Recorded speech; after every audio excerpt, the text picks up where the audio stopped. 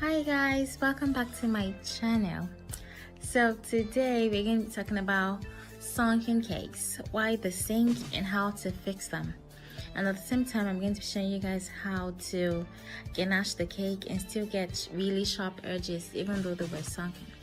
So the first thing we're going to do is cut our cakes into slices, and I'm going to show you guys how to fix the sunken parts without wasting any part of the cake. So first thing you do is cut out the top, like the overhanging parts of the top of the cake, and then stuff it into the hole, like the sunken space in the middle of the cake.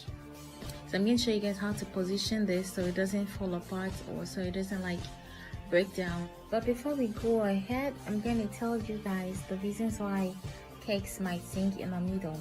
So the first reason is maybe you added too much baking powder or too much baking soda.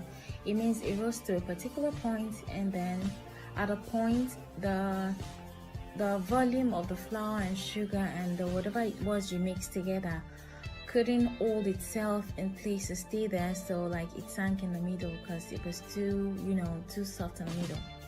So another reason is maybe you added too much fluid. This happens to me usually when I bake vanilla cakes, especially vanilla cupcakes. Seriously, when you make cupcakes that look like that because you added too much whatever it was you added, just throw it away because nobody wants to eat that. There is no way of fixing it, and you don't want to give anybody's child that kind of cake to eat. So in the case of cupcakes, just dump them and make new ones. So the third reason is maybe you opened the oven too early. Usually when you're making maybe a cake or a set of cupcakes, it's best usually when you're making cupcakes, it's best you leave the oven till maybe a few minutes to the estimated time of baking before you open the oven to check if it's okay.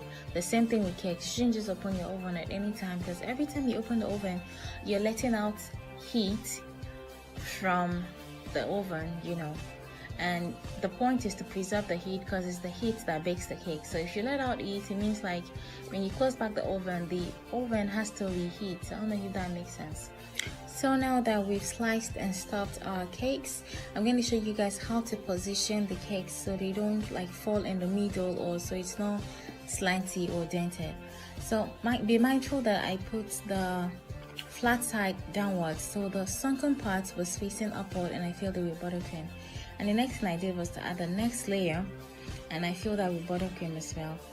The next layer I'm going to add right now is also the sunken part, which means the under is sunken, and I turned it upside down. Do you understand?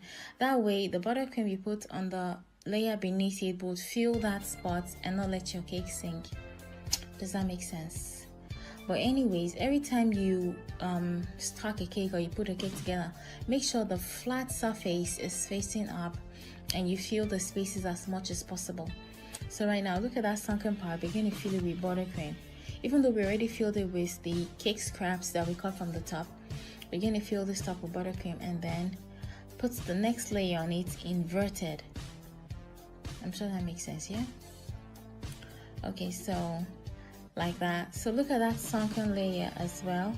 I'm going to put it on top inverted. I'm going to turn it upside down. That way the buttercream in this layer is going to fill that space. Yes, that's what we're doing. So right now I'm going to show you guys how to ganache the cake. Usually I like to ganache my cakes in 5 parts. This is the first part. The first part is I pour some ganache on top of it, and then I smoothen it around, and then I'm going to pour another layer that is going to get to the bottom of the cake. The point of ganaching the cake is to have a coating firm enough for you to put the fondant on, and it will stick and still look very neat. Do you understand? And give you the crisp, sharp edges everyone likes. So right now we're going to cover the whole cake, and we're going to cover it in layers because we want the ganache to not be too thick, but to be thick enough for your fondant to be able to stick to, and for it to be able to hold its spots. I don't know if that makes sense. So now I'm going to add the third layer. This is the third layer, and I'm going to smoothen it around.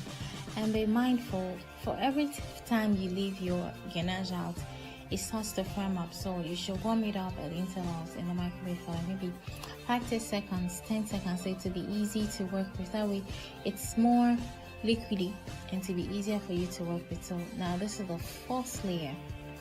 It is really easy. You just want, it's just like your layering makeup. I don't know if that makes sense.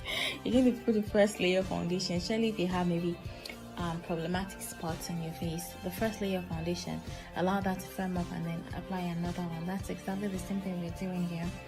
You don't have to wait for it to firm up. As you're working, it's firming up. So that's the more reason why you have to melt your ganache in the microwave at least maybe 2 or 3 times before you finish this step, because it sets up pretty fast. So this is the 5th layer. So this is basically just sealing everything and for it to be smooth and nice. So we're going to smoothen this around and then scrape it. And when you scrape, make sure you're holding your scraper like upright. That way it won't be slanty or your cake won't bend. That way your cake will be straight up. So thank you guys for watching. I hope you learned 1 or 2 things. So like and subscribe and share, and I'll see you guys in my next video.